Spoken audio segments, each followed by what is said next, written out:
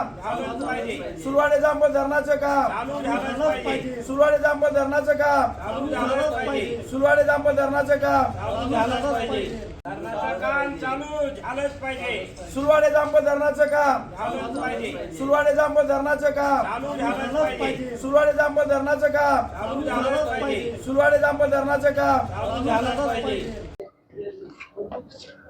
ईश्वर पाटील क्रांतिकारी शेतकरी संघटना आज आम्ही जिल्हाधिकारी साहेबांना आमचे सुरवाडे जांभूळ धरणाचं काम जे 1 ते 1.5 वर्षापासून बंद आहे ते सुरू करण्यासाठी आमचे जिल्ह्याचे पालकमंत्री आमदार खासदार आणि याच्यात एक महत्त्वाची गोष्ट सांगू इच्छितो की आमचे जोपर्यंत 10 वर्षाचे खासदार होते सुभाषदादा भामरे तोपर्यंत धरणाचं काम जोरात सुरू होते।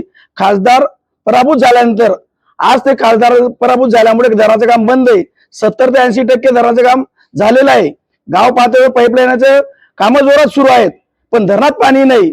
फक्त 20% कामासाठी प्रशासनाने व शासनाने या अधिवेशनामध्ये आणि आपल्या देशाचे पंतप्रधान नरेंद्र मोदी साहेबांचं स्वप्न होतं की आम्ही सुरवाडे जांभूळ धरणाच्या शेतकऱ्यांना सुजलाम सुफलाम करू बुवा, ते स्वप्न पूर्ण करण्याची जबाबदारी आपल्या इथले राज्यकर्ते आज सत्तेवर असणारे आपले देवाभाऊ माननीय श्री मुख्यमंत्री साहेब तुम्ही आमच्या धुळे जिल्ह्यावर लक्ष द्यावे आणि आमच्या शेतकऱ्यांचं स्वप्न पूर्ण करावे। येत्या जून महिन्याअखेर पर्यंत आमच्या शेतकऱ्यांच्या बांधापर्यंत पाणी पोहोचायला पाहिजे।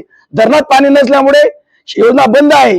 त्याच्यावर आम्ही क्रांतिकारी शेतकरी संघाच्या माध्यमातून आपल्याला विनंती करतो, निवेदन दिलं आहे की आपले लोकप्रतिनिधी अधिवेशनात आमचा मुद्दा उपस्थित करून शासनाने आणि लोकप्रतिनिधींनी विनंती करतो की आपण हे काम सुरू करण्यासाठी प्रयत्न करावे। वंदे मातरम। ज्ञानेश्वर विकास चौधरी सोनगे। आमच्या गावापासून काही अंतरावर हे धरण आहे। आमची मागणी होती 20 वर्षापासून की हे धरणाची उंची वाढली पाहिजे। धरणापासून आज जवळजवळ 100 गावांना फायदा होणार आहे, 1000 शेतकऱ्यांना फायदा होणार आहे त्या गोष्टीचा। परंतु 6 वर्षापासून काम एकदम व्यवस्थित होतं। आता एक लोकसभा झाली, आमचे खासदार बदलले, खासदार बदलल्यापासून काम एकदम ठप्प झालेलं आहे। म्हणजे पैसा असून काम होत नाही, त्या गोष्टीचं आम्हाला शेतकऱ्यांना दुःख आहे।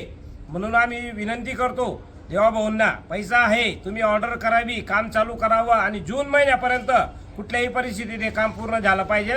शेतकऱ्यांच्या बांधापर्यंत पाणी पोहोचलं पाहिजे।